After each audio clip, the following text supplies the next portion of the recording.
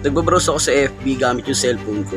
Tapos biglang dumaan sa newsfeed ko yung page ng ABS-CBN. Nakalagay doon sa post nila na inaprobahan ng araw ng LTFRB yung 1 peso per hike. Kaya yung dating per 4 na kilometro para sa mga traditional jeepney na 13 pesos, magiging 14 pesos na. Tapos 17 pesos naman sa mga modernized jeep.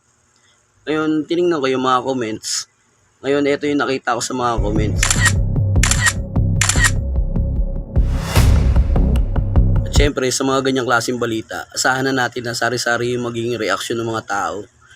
Andiyan na yung merong nakakaintindi, meron din namang nadidisappoint, nagagalit. Siyempre, sino ba namang hindi madidisappoint? Natataasan ka ng pamasahe tapos yung sahod mo hindi rin naman tumaas. Bibigyan na nga sila ng gobyerno ng ayuda na 5,000. Tapos itataas pa yung pamasahe. Tapos pagka bumaba naman daw yung diesel, hindi naman daw ibababa yung pamasahe nila. Bago girahin ng Israel at US yung Iran, sa pagkakalala ko 65 pesos per liter pa yung presyo ng diesel nun.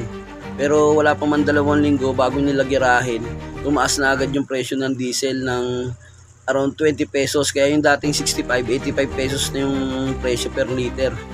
Ganun siya kabilis.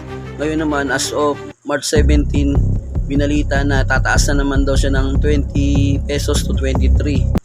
Kaya sumatotal parang wala pa man isang buwan, tumaas na ng 40 pesos yung presyo ng per liter ng diesel. Yung pagdating dito sa ayuda katropa, kung meron man, na sinasabi nilang 5,000, computin natin katropa kung hanggang ilang araw siya tatagal o kung hanggang saan siya aabutin. Yung katropa, sa dating biyahe ko, yung 65 pa lang ang litro ng diesel, nagkakarga ako sa buong maghapon ng 1,000 sa 10 ikot ko. Ngayon, etong nagtaas na siya ng halos 40 pesos, ang karga ko naman 150 per ikot, kaya 1.5 na yung kinakarga ko. Ngayon, dito na lang natin siyang computing katropa. Total, yung 50 lang naman yung dinagdag ko, bali 500 siya sa isang araw kasi 10 ikot ako Ngayon, yung 5,000 i-divide natin sa 500, bali mangyayari katropa 10 araw lang itatagal ng ayuda na yun.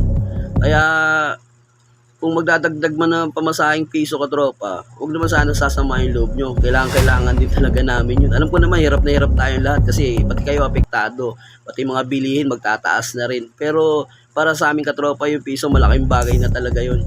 Para makasurvive din kami. Para magtuloy-tuloy din yung operasyon namin na maihatid na sundo namin kayo, yung mga nagtatrabaho. Yun lang katropa. Maraming salamat. Malalagpasan din natin to katropa.